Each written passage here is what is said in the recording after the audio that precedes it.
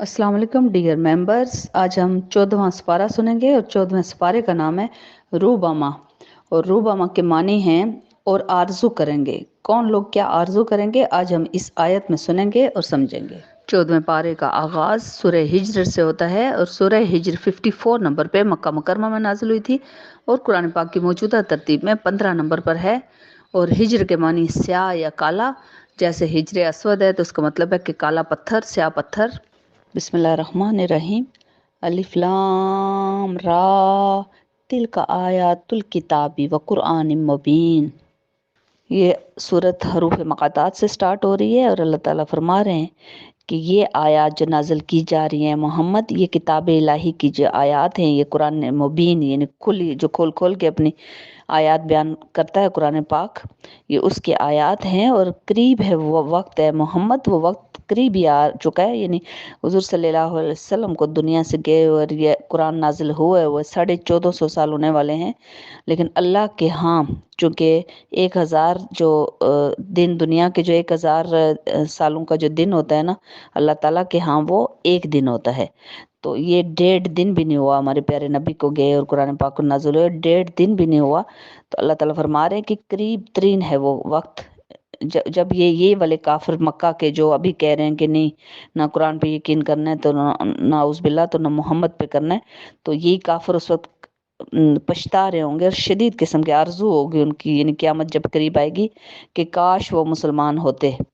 ए नबी छोड़ दो इन्हें, इन्हें कुछ अरसे के लिए मोहलत दे दो, छोड़ दो इन्हें। आप इनको, जो आपका काम था खबरदार करना, इन्होंने कुरान सुन भी लिया, इन्होंने देख भी लिया मुसलमान होते हुए लोगों को, लेकिन ये इनके जो दिल हैं वो स्याह हो चुके हैं और इन्हें खाएं पिए मज़े करें, ये बहलावे में डाले रखे अल्लाह ताला इनको। और ये दुनिया के चंद रोज़ की ज़िंदगी है, बेशक ज़्यादा से ज़्यादा कितने साल ज़िंदा रह लेंगे, 100 साल ही ना, उसके बाद आखिर तो मरना ही है। तो अनकरीब इन्हें मालूम हो जाएगा, जो झूठी उम्मीदें ये बांध के बैठे हुए हैं ना, ये अपने वो जो बुत बना के उनसे, तो ये जल्द ही इन्हें अनकरीब मालूम होने वाला है। 14वें पारे का आगाज़ सूरह हिज्र की इस आयत से होता है। बिस्मिल्लाहिर्रहमानिर्रहीम। रूबामा युवद्दुल्लज़ीना कफ़रू लौ कानू मुस्लिमीन। अल्लाह ताला फरमा रहे हैं कि ए नबी, एक ऐसा वक्त भी आएगा कि ये जो काफिर लोग हैं, जो कुफ्र कर रहे हैं, इनकारी हैं, इनकार कर रहे हैं दीन इस्लाम से, कुरान से, नबी से, तो एक वक्त इन पे ऐसा ज़रूर आएगा कि ये पछताएंगे, ये आरजू करेंगे। चूँकि इस पारे का भी ये नाम है रूबामा, तो इसका ये मतलब है कि आरजू करेंगे और उनको मतलब पछतावा होगा कि काश वो भी मुसलमान होते। वो क़यामत का दिन होगा तो उनकी ये आरज़ू कभी भी पूरी नहीं हो सकेगी सिवाय पछताने के। अल्लाह ताला फरमा रहे हैं कि जो जिन जिन बस्तियों को ये जो भी कह रहे हैं ना कफ़ारे मक्का के फ़ौरन अज़ाब ले क्यों नहीं आते नाउज़ बिल्लाह कि ए मोहम्मद, आप अज़ाब लाते क्यों नहीं हम पे, हमें डरा क्यों रहे हो, खाली अज़ाब ले आओ हम पे। तो अल्लाह ताला फरमा रहे हैं कि वो किताब महफूज में, लोहे महफूज में दर्ज था पहले से। अल्लाह ताला ने फ्यूचर की प्लानिंग करके रखी होती है, यानी अल्लाह को पहले से पता चल जाता फ्यूचर में क्या होगा, तो वो दर्ज था अल्लाह के यहाँ कि उनको हलाक कर दिया जाएगा, पूरी की पूरी बस्तियों को। तो पहले से दर्ज होता है और कोई भी कौम उस वक्त तक हलाकत में नहीं रह सकती जब तक कि उसके ऊपर कोई अल्लाह ताला जो है ना, जब तक अपना तमाम पैगाम अल्लाह का पहुंच ना जाए उनको और उनको खबरदार ना कर दिया जाए। अल्लाह ताला फरमा रहे हैं कि ये जो काफिर कह रहे हैं ना कि मोहम्मद आप नाउज़ बिल्ला दीवाने हो, तो और फरिश्तों के साथ क्यों नहीं नीचे आए हो आसमान से, यानी खाली आ गए हो, फरिश्तों के साथ नीचे उतरते तो हम यकीन करते अगर तुम सच्चे हो तो अल्लाह ताला फरमा रहे हैं कि कह दो है मोहम्मद इनसे कि फरिश्तों को अब नाजिल नहीं इस तरह किया करते, पैगम्बरों को लेके फरिश्ते नाजिल नहीं हुआ करते। फरिश्ते सिर्फ उस वक्त नाजिल होते हैं कि जब अल्लाह ताला का अटल फैसला हो चुका होता है अजाब का, उस वक्त फरिश्ते नाजिल होते हैं। तो फिर उस वक्त लग बता जाता है उन्हें, उस वक्त उन्हें मोहलत भी नहीं दी जाती। अल्लाह फरमा रहे हैं कि ए रसूल, ए मोहम्मद, हमने तुमसे पहले भी कौमों पे जब नबी नाजिल फरमाए थे तो उनका भी इसी तरह हंसी मजाक उड़ाया करते थे उनकी कौमें, और फिर उन पे अल्लाह ताला ने किस तरह अजाब लाया हम सब जानते हैं। इस चीज़ को हम बार बार सूरतों में अल्लाह ताला हमें बता रहे हैं। अल्लाह ताला फरमा रहे हैं कि जितना मर्जी हम मोजज़े भी नाजिल कर लें और बेशक आसमान से भी आपको फरिश्तों के साथ उतार लेंगे ना, तब भी ये कहेंगे हमारी तो आंखें बांध दी गई थी, हम पे तो कोई जादू कर दिया गया है। यानी इन्होंने तब भी यकीन नहीं करना, चूंकि अल्लाह ताला तो फ्यूचर जानते हैं ना, अल्लाह दिलों के हाल जानते हैं। अल्लाह ताला जानते थे कि इन मक्के वालों ने यकीन नहीं करना। اب اللہ تعالیٰ دیکھ لیں کہ 1450 سال پہلے جو چیز فرمائی جا رہی ہے وہ ابھی سائنٹسٹ ہمیں بتاتے ہیں کہ ہمارے کون سے برج ہے. تو اللہ فرما رہے ہیں کہ بے شک ہم نے آسمان میں بہت سے برج بنائے ہیں. تو یہ ابھی ہمیں پتہ چلتا ہے کہ ہمارا کون سا برج ہے، اور یہ سائنسدان ہمیں ابھی دریافت کر کے بتا رہے ہیں. اور اللہ تعالیٰ فرما رہے ہیں کہ ہم آسمان پہ جو کچھ لوح محفوظ میں محفوظ ہے، اور جو اللہ تعالیٰ کی فیوچر پلاننگ ہوتی ہے یا جو غائب کا علم اللہ تعالیٰ کو پتہ ہے، وہ صرف اور صرف فرشتوں کو بھی ایون نہیں پتہ. ان کو جب اللہ تعالیٰ حکم دیتے ہیں تو وہ صرف وہی چیز جانتے ہیں. تو اللہ فرما رہے کوئی شیطان مردود جا کے آسمان سے وہ باتیں نہیں سن سکتا.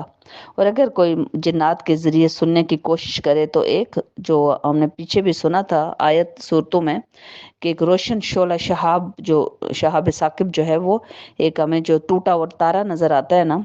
وہ اڑتا ہوا اس کے پیچھے لگتا ہے اور اس کو جا کے ادھر انگارہ بن کے جلا دیتا ہے اس چیز کو، اس بندے کو، اس جن کو، جو بھی چیز سننے کی مطلب چگلی سننے کی کوشش کرتا ہے. اور اللہ تعالیٰ نے فرمایا کہ انسان کو تو ہم نے کھنکھناتے گلے ہوئے سڑے ہوئے گارے سے جب بنایا تھا حضرت آدم علیہ السلام کو، اور جنوں کو کس سے پیدا کیا تھا؟ بے دھوئیں کی آگ کی لپٹ سے، یعنی جو شدید قسم کا شعلہ ہوتا ہے نا، جو دھواں نہیں اٹھتا، وہ اس کی لپٹ سے اللہ تعالیٰ نے بنایا تھا. اور ابلیس بھی انہی میں سے شامل تھا. اور جب اس نے سجدہ نہیں کیا تو اللہ تعالیٰ نے اس کو پھر مہلت دے دی. اور اس نے مہلت لینے کے ساتھ ہی کہا کہ چونکہ اس نے غرور اور تکبر کیا تھا کہ میں اور اس گلے سڑے انسان کو سجدہ کروں، اور پھر اس نے اللہ سے مہلت مانگی اور ساتھ اللہ سے طاقت بھی مانگی کہ طاقت بھی دے دے تو آپ کے بندوں کو میں ورگلاتا رہوں گا جو دنیا میں ہوں گے. تو اللہ تعالیٰ نے فرمایا تھا کہ ٹھیک ہے، آپ تمہیں طاقت بھی دی جاتی ہے لیکن تم صرف انہی کو ورگلا سکو گے جو میرے پیارے بندے نہیں ہوں گے. جو میرے پیارے بندے ہوں گے وہ کبھی بھی تمہاری بات نہیں سنیں گے. اللہ ہمیں اپنا پیارا بندہ بنا لے اور اللہ ہمیں توفیق دے دے کہ ہم شیطان کی بات سننے کے بجائے اپنے پیارے اللہ تعالیٰ کی بات سنیں، اور اللہ کی محبت ہمارے دلوں میں اللہ تعالیٰ ہمیں ڈال دیں، اور ایمان کا قطرہ بھی ڈال دیں تو اللہ کی محبت پیدا ہو جائے گی انشاءاللہ. اب یہاں پہ حضرت ابراہیم علیہ السلام کا اللہ تعالیٰ قصہ بیان فرما رہے ہیں کہ حضرت ابراہیم علیہ السلام کے پاس اس دور میں دو نبی تھے قریب قریب کے ملکوں میں. ایک ملک میں حضرت ابراہیم علیہ السلام اور ساتھ ہی ان کے بھتیجے حضرت لوط علیہ السلام. اور حضرت لوط علیہ السلام کی جو قوم تھی وہ انتہائی بدبختی پہ اتری ہوئی تھی. وہ جو ہے نا مردوں سے سیکس کرتے تھے، عورتوں کو چھوڑ دیتے تھے، عورتوں کے پاس نہیں جاتے تھے، یعنی انتہائی بے راہ روی کا وہ شکار تھے. اور قریبی پھر حضرت ابراہیم علیہ السلام چونکہ کافی بزرگ ہو چکے تھے تو دو فرشتے جو ہے نا وہاں پہ آئے. عذاب کا فرشتہ بھی آیا اور ساتھ حضرت جبرائیل علیہ السلام، اور تین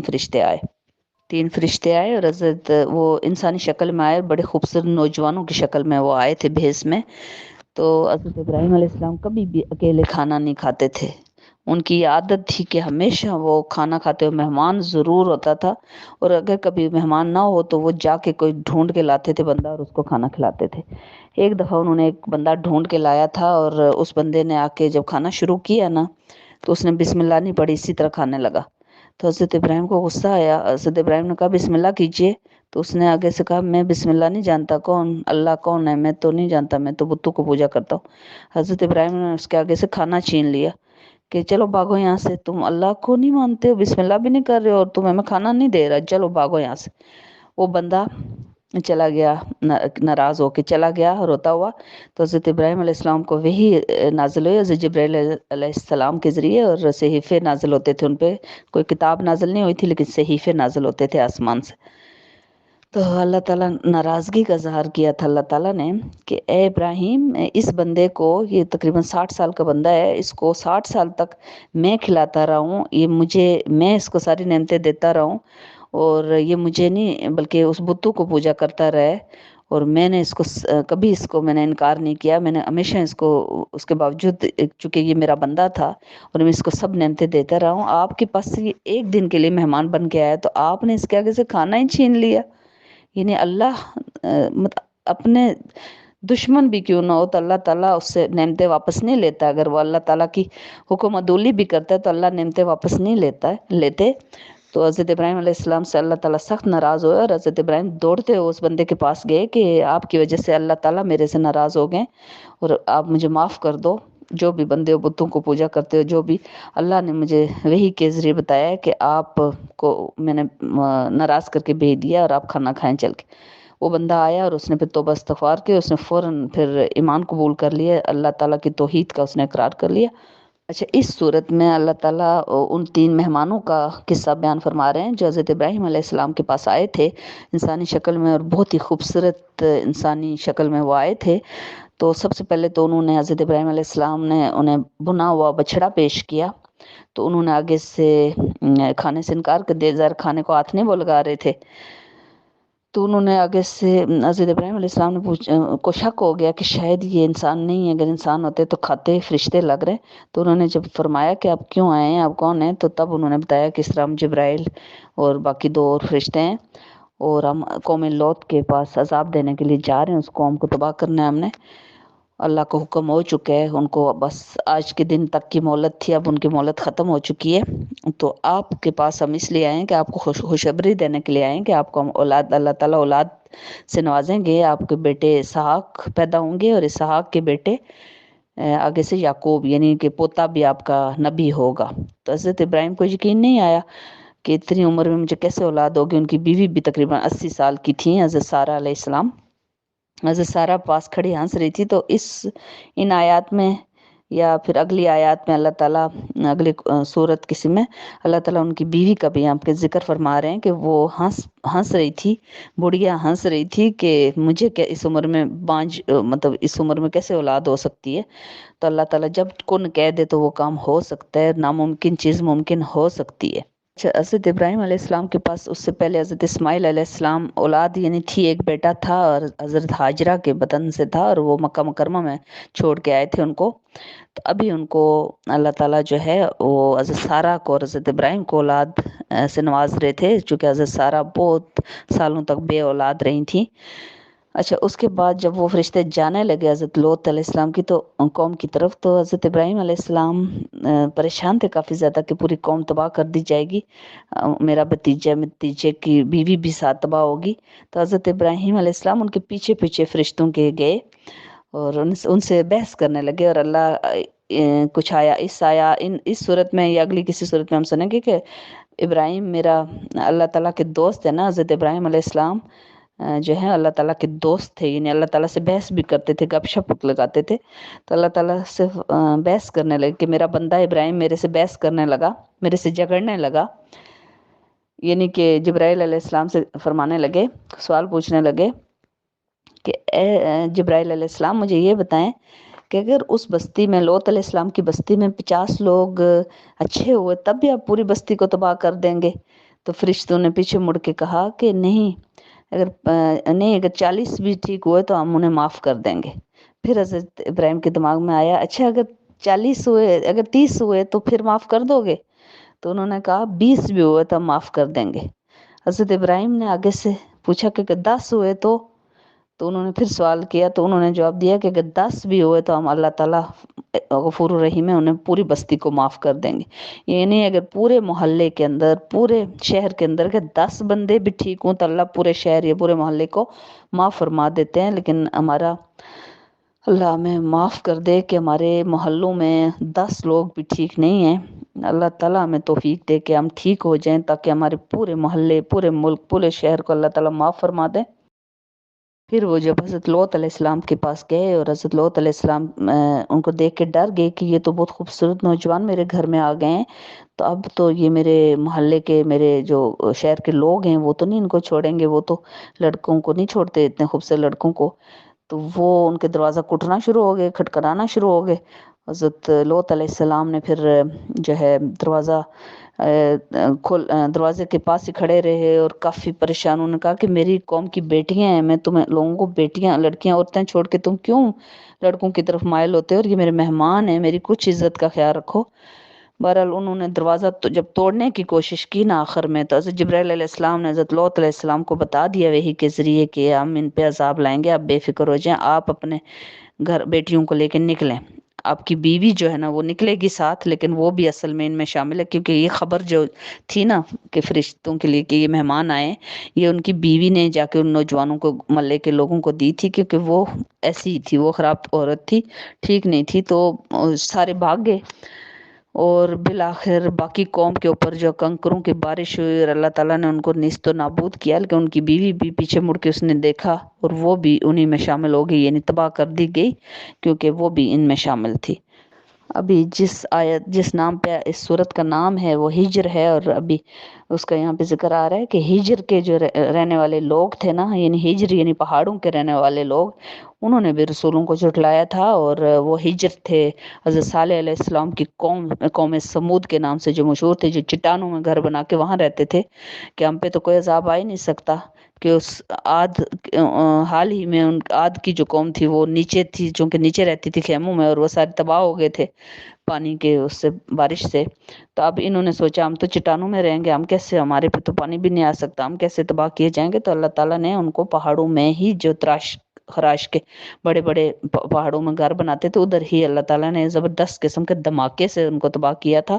اور اللہ تعالیٰ یہاں پہ سب جتنے بھی انبیاء کا بتانے کے بعد آخر میں فرما رہے ہیں کہ ان کا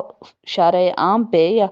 راستے میں بالکل اوپن جو راستہ ہے وہاں بھی ان کے نشان ہے، تو تم لوگ تجارت کے لیے مکے والے جاتے ہو تو کیا وہ نشانیاں نظر نہیں آتی تم لوگوں کو؟ اب میں نے آپ کو پہلے بھی بتایا تھا کہ سورہ فاتحہ کے بارے میں اللہ تعالیٰ نے فرمایا ہے، یہاں پہ 87 آیت ہے، اللہ تعالیٰ فرما رہے ہیں کہ اے محمد ہم نے آپ کو 7 آیات عطا فرمائی ہیں جو بار بار دہرائی جا رہی ہیں، اور آپ بار بار ان کو دہراتے ہو، یعنی نماز میں دہرائی جاتی ہیں اس قرآن عظیم کی۔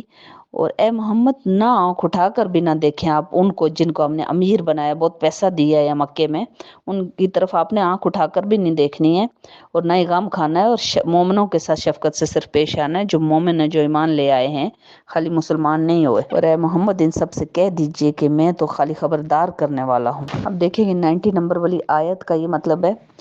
کہ میں ایسے ہی خبردار کرنے والا، ایسی تنبیہ ہم نے بھیجی ہے جیسی کہ ان فرقوں میں بٹ جانے والوں کی طرف، یعنی کہ یہودیوں کے بھی بہت سے فرقے تھے، عیسائیوں کے بھی بہت سے فرقے ہیں،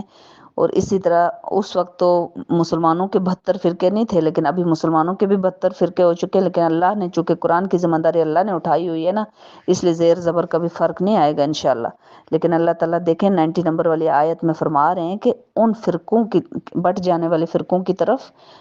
جنہوں نے کر ڈالا قرآن پاک کو ٹکڑے ٹکڑے، یعنی یہ قرآن پاک خالی یہ ہماری قرآن پاک نہیں ہے، بلکہ جو توریت میں کچھ درج تھا نا وہ بھی قرآن پاک یہی والی آیتیں تھیں، یہ والی چیزیں اللہ تعالیٰ نے بیان فرمائی تھی، انجیل میں بھی یہ فرمائی تھی، اور انہوں نے ٹکڑے ٹکڑے کر دیا، کہ یہ نہیں کہ کاغذ تھا اور پھاڑ کے ٹکڑے ٹکڑے کر دیا تھا، مطلب یہ تھا کہ بہت سے فرقوں نے اپنے اپنے مرضی کے وہاں پہ ان کے اور رائٹر ہوتے ہیں مرضی کے، انہوں نے سٹوری بکیں گھڑ لی ہیں، اور جو اپنی مرضی سے چیزیں شامل کر لیں، جو آسان لگتی تھی جو مشکل لگتی تھی وہ بیچ میں سے حذف کر لی ہیں۔ تو اس لیے اللہ تعالیٰ فرمانا ہے کہ انہوں نے تو قرآن کو یعنی اپنی جو کتابیں تھیں نا، انجیل تورات اور زبور، ان سب کو انہوں نے ٹکڑے ٹکڑے کر دیا، مین ان کو بدل دیا، ان کو ٹکڑوں میں بانٹ دیا۔ تو ہم قرآن پاک انشاءاللہ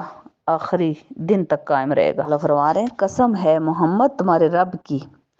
یعنی اللہ تعالیٰ فرما رہے ہیں کہ ہم ضرور ان سے باز پرس کریں گے جنہوں نے کہ اپنے قرآن کو یعنی اپنے توریت کو، اپنے انجیل کو، اپنی کتابوں کو انہوں نے ٹکڑے ٹکڑے کیا تھا، تو ان سب سے ہم باز پرس کریں گے۔ اللہ تعالیٰ فرما رہے ہیں کہ ان سارے کاموں کا ان سے ضرور ہم باز پرس کریں گے، اور جو وہ کرتے رہے ہیں۔ اور سو اے نبی ڈنکے کی چوٹ پر اعلان کر دو ان باتوں کا جن کا تمہیں حکم دیا جا رہا ہے محمد، اور پرواہ بالکل نہ کرو مشرکوں کی، پرواہ بھی نہ کرو، اور اللہ تعالیٰ کافی ہے ان سے خبر لینے کو، اور ان مذاق اڑانے والوں کا اللہ تعالیٰ کافی ہیں، خبر لیں گے وہ ان سے۔ 14ویں سپارے میں ہم دوسری صورت بھی سنیں گے، وہ سورہ نحل ہے، اور نحل کے معنی چونٹی کے ہیں، اور یہ صورت مکہ مکرمہ میں 70 نمبر پہ نازل ہوئی تھی، اور موجودہ ترتیب میں قرآن پاک میں 16ویں نمبر پہ ہے۔ اب چونکہ مکہ مکرمہ میں 70 صورتیں نازل ہو چکی تھیں، اور مسلسل کئی صورتوں میں اللہ تعالیٰ قیامت کے دن کی ہولناکی اور اس دن کے انجام کے لیے خبردار کرنے کے لیے اللہ تعالیٰ نے متواتر صورتیں نازل فرمائیں، اور اب جو کفار مکہ تھے جو کہ یقین نہیں کرنا چاہتے تھے اس دن پر کہ وہ دن آئے گا تو پھر انہیں اپنی زندگی جو ہے بدلنی پڑے گی، اپنی آزادی کی زندگی ان کی ختم ہو جائے گی، تو اب وہ کہنا شروع ہو گئے کہ نعوذ باللہ کہ اے محمد ٹھیک ہے ہمیں یقین آ گیا کہ قیامت آئے گی، ٹھیک ہے ہم مان جاتے ہیں، اب آپ ہمیں یہ بتائیں کہ وہ قیامت آئے گی کب، وہ کیوں نہیں رہی؟ پھر اگر آپ ہمیں بتا رہے ہیں کہ آئے گی تو آ جائے، ہم پہ لے آئیں وہ قیامت۔ بسم اللہ الرحمن الرحیم۔ اللہ کا فیصلہ آیا ہی چاہتا ہے، لہٰذا تم لوگ جلدی نہ مچاؤ اس کے لیے، اور وہ اللہ پاک ہے اور بالا تر ہے اس شرک سے جو کہ یہ لوگ کرتے ہیں۔ اور اللہ وہ رب العالمین ہے جو فرشتوں کو وحی دے کر اپنے حکم سے جس پر چاہتا ہے اپنے بندوں میں سے اس کو متنبع یعنی ان کو باخبر کرنا ہوتا ہے اللہ تعالیٰ نے، اور ان کو ہدایت دینی ہوتی ہے، اور جس کو نہ چاہے اس کو نہیں ہدایت ملتی، اور اللہ کے سوا کوئی معبود نہیں، لہٰذا اللہ ہی سے ڈرو جس نے آسمان اور زمین کو پیدا کیا۔ اب اللہ تعالیٰ یہاں پہ جو پالتو جانور ہیں، جو چوپائے ہیں، جن سے اللہ تعالیٰ جن کے بارے میں اس صورت کے اندر تھوڑی تفصیل سے بیان ہوا ہے کہ جن کا دودھ بھی پیتے ہیں اور جن کا گوشت بھی کھاتے ہیں اور وہ ہماری سواری کے کام بھی آتے ہیں، تو اللہ تعالیٰ فرما رہے ہیں کہ جس طرح ڈھیر سارا بھیڑوں کا بھی اگر آپ نے کہیں دیکھا ہوگا ریوڑ جا رہا ہوتا ہے، اور اسی طرح باقی جو گھوڑوں کا ریوڑ جا رہا ہو یا باقی جو جانوروں کا، یہ ابھی عید کے پاس آپ دیکھیں گے، بڑی عید کے پاس تو کتنا زیادہ جھنڈ جو لے کے جا رہے ہوتے ہیں نا، اور وہ سیٹیاں اور وہ جو چیزیں ان کے گلے میں باندھی ہوتی ہیں گھنگرو سے، کتنی خوبصورت وہ آواز ہوتی ہے، سجاوٹ کی ہوتی ہے، اور کتنی خوبصورت آواز ہوتی ہے ان کی، اور ان کے چلنے کی آواز، اور کتنا بھلا لگتا ہے۔ اللہ تعالیٰ کہتے ہیں کہ اس کے علاوہ یعنی کہ کھاتے بھی ہو، ان کا دودھ بھی پیتے ہو، اور وہ جب شام کو بڑے پراؤڈ ہو کے وہ بندے جا رہے ہوتے ہیں جن کا پورا ریوڑ ہوتا ہے، جتنا بڑا ریوڑ ہو تو کتنا خوبصورتی کے ساتھ زینت ہوتی ہے پوری اس بندے کی، ساری جو دولت ہوتی ہے، ساری محنت ہوتی ہے، تو کتنا بھلا لگتا ہے آنکھوں کو۔ اللہ تعالیٰ فرما رہے ہیں کہ اللہ ہی کے ذمہ ہے سیدھا راستہ دکھانا، جبکہ کچھ راستے ٹیڑھے بھی ہیں، اور اگر اللہ چاہتا تو ضرور ہدایت دے دیتا سب کے سب لوگوں کو، لیکن اللہ نہیں چاہتا۔ جن کو ہدایت نہیں دینا چاہے، جن کو اللہ تعالیٰ نے باخبر کر دیا، خبردار کر دیا، اس کے باوجود وہ ہدایت لینا نہ چاہیں، تو اللہ تعالیٰ ان پہ زبردستی ہدایت نہیں دیا کرتے۔ جو اللہ کی محبت مانگے کہ اللہ میرے دل میں اپنی محبت ڈال دے، تو اللہ اس کو محبت دیتے ہیں۔ جو بے پرواہ ہو، تکبر اور غرور والا انسان ہو، اللہ سے قربت نہ مانگے، اللہ سے محبت نہ مانگے، اللہ سے ایمان نہ مانگے کہ اللہ میرے دل میں ایمان ڈال دے، تو اللہ تعالیٰ نہیں پسند کرتے کہ اس کے زبردستی اپنی محبت اس کے اندر ڈال دیں۔ اللہ تعالیٰ فرما رہے ہیں کہ سورج اور چاند اور باقی جتنی بھی چیزیں ہیں، ان مطلب چوپایوں کے علاوہ کھانے کی جو چیزیں ہیں، کھیتی، زیتون، کھجور، انگور، اور اس کے علاوہ سورج اور چاند کو بھی، حتیٰ کہ تمہاری خدمت کے لیے انسانوں، تم لوگوں کی خدمت کے لیے اللہ تعالیٰ نے ان ساری چیزوں کو پیدا کیا ہے، اور اس اپنے کام میں لگے ہوئے ہیں، وہ سب کے سب خدمت پہ مامور ہیں، حتیٰ کہ فرشتے بھی ہماری خدمت پہ مامور ہیں۔ اللہ تعالیٰ فرما رہے ہیں کہ اللہ تعالیٰ ان لوگوں کو بالکل پسند نہیں کرتا جو غرور کرنے والے ہوتے ہیں، جو تکبر کرتے ہیں اور ان کے اندر اکڑ ہوتی ہے، تو اللہ تعالیٰ ان لوگوں کو بالکل نہیں پسند کرتے۔ اللہ تعالیٰ معاف کرنے والوں کو، معافی مانگنے والوں کو، عفو درگزر کرنے والے لوگوں کو، رحم دل لوگوں کو اللہ تعالیٰ پسند فرماتے ہیں۔ اللہ تعالیٰ فرما رہے ہیں کہ جب فرشتے روح قبض کرتے ہیں ایسے لوگوں کی جو کہ روح نکلتے وقت وہ شرک اور اس میں مبتلا نہیں ہوتے، کفر و شرک میں نہیں مبتلا ہوتے، بلکہ وہ مومن کے درجے پہ ہوتے ہیں، تو ایسے لوگوں کو اسی وقت فرشتے جنت کی بشارت دے دیتے ہیں، اور ان کو بڑے پروٹوکول کے ساتھ لے جا کے عالم ارواح میں اس جگہ رکھیں گے کہ قیامت آنے تک وہ ادھر رہیں گے، لیکن خوشخبری جنت کی انہیں اسی ٹائم ملے گی۔ اب اللہ تعالیٰ اپنے پیارے نبی سے فرما رہے ہیں کہ اے محمد، اگر آپ صلی اللہ علیہ وسلم، اگر تم حریص ہو ان کی ہدایت کے لیے، یعنی جو کفار نہیں اسلام لا رہے اور آپ ان کے لیے حریص ہیں، یعنی آپ کے دل میں اگر حرص ہے کہ یہ بھی کسی طرح مسلمان ہو جائیں، تو بھی بے شک اللہ نے ہدایت دیا کرتا ہے ایسے شخص کو جسے اللہ نے گمراہ کر دیا، نہ ہی اس کا کوئی مددگار ہوگا۔ اللہ تعالیٰ فرما رہے ہیں کہ کیا تم لوگوں کو نظر نہیں آتا جب تم لوگ شام کے ٹائم، عصر کے بعد جب باہر نکلو، تو آپ کو اپنے دائیں طرف بھی کئی چیزوں کے سائے آپ کو لمبے لیٹے ہوئے نظر آتے ہیں، اور بائیں طرف، اور دونوں طرف، یعنی دائیں طرف بھی بائیں طرف بھی، وہ اصل میں تمام درخت، تمام جانور، تمام پرند جو ہوتے ہیں، وہ اللہ کو رکوع و سجود کر رہے ہوتے ہیں اس ٹائم اللہ تعالیٰ کو، اور اللہ تعالیٰ کہتے ہیں ان لوگوں کو دیکھ کے بھی تم لوگوں کو انسان کو سبق نہیں حاصل ہوتا۔ اور پہلی آیت میں اللہ تعالیٰ نے فرمایا تھا کہ انسان کو اللہ تعالیٰ نے ایک نطفے سے پیدا کیا، لیکن وہ ایک بڑا ہی جھگڑالو قسم کا انسان جا کے تیار ہوتا ہے، یعنی بڑا ہو کے اتنا جھگڑالو قسم کا ہو جاتا ہے۔ اب اللہ تعالیٰ کفار مکہ کے ان بیٹوں کے لیے جو کہ انہوں نے اللہ کے نام پہ وہ جو مورتیاں رکھی ہوئی تھیں اور جن کو چڑھاوے چڑھاتے تھے، اللہ فرما رہے میرے لیے بیٹے، اپنے لیے بیٹے پسند کرتے ہو، 10 بیٹے ہوں تو بھی کہتے ہو اور بیٹے ہوں،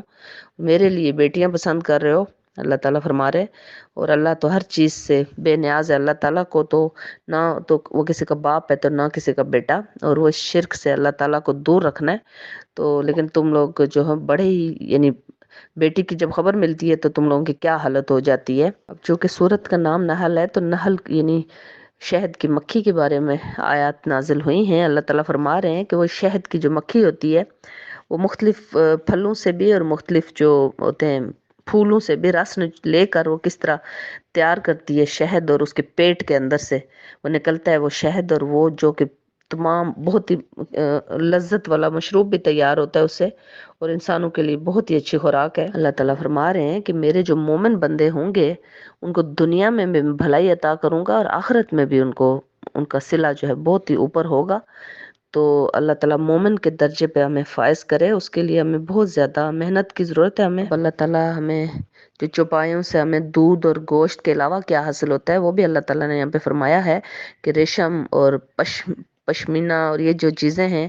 اور یہ جو کھال، ان کی کھال ہمارے کس کام آتی ہے، تو یہ تمام چیزیں ہماری خدمت کے لیے ان چیزوں کو اللہ تعالیٰ نے بنایا ہے کہ ان سے ہم طرح طرح کی چیزیں حاصل کریں۔ اللہ تعالیٰ اگلی آیات میں فرما رہے ہیں کہ کچھ ایسے بھی میرے بندے ہیں جو کہ جن سے غلطی سے اگر کوئی گناہ سرزد ہو جائے تو وہ ساری زندگی پشیمانی میں وہ گزار دیتے ہیں اور اللہ سے معافیاں مانگتے رہتے ہیں، تو اللہ بڑا رحیم و کریم ہے، ان کو بخش دے گا، اور پھر ان غلطیوں کی اصلاح بھی کر لیتے ہیں، یعنی دوبارہ وہ غلطی نہیں کرتے۔ ایسا نہیں کرتے کہ ڈیلی وہ غلطی دہرائیں، تو وہ نہیں کرتے، تو اللہ ایسے لوگوں کو پسند فرماتے ہیں۔ اب اللہ تعالیٰ اپنے پیارے حبیب سے فرما رہے ہیں کہ ان کو عمدہ نصیحت آپ کرتے رہیں اور مباحثہ کریں لوگوں سے، اور ہر چیز ان کو سمجھا دیں، اور اگر تو ان کو اللہ تعالیٰ ہدایت دینا چاہے گا تو ان کو ضرور ہدایت مل جائے گی۔ اور اے محمد جتنا تکلیف یہ آپ کو پہنچائے، آپ کو اور آپ کے صحابہ کرام کو، اتنی ہی تکلیف آپ بھی پہنچائیں، اور اگر آپ صبر سے کام لیں گے تو وہ اللہ صبر کرنے والوں کو زیادہ پسند فرماتا ہے۔ اور اے نبی آپ صبر کیے جائیں، اور نہیں آپ کا جو صبر ہے اللہ کی توفیق سے ایک نہ ایک دن آپ کو اس کا صلہ ضرور ملے گا، اور غم نہ کھائیں آپ، اور آپ تنگ دل نہ ہوں، اور ان کی چال بازیوں سے جو یہ کر رہے ہیں تو اللہ تعالیٰ ضرور آپ کی حفاظت فرمائیں گے۔ اور ابھی آپ 14واں سپارہ سن لیجئے۔ جزاک اللہ۔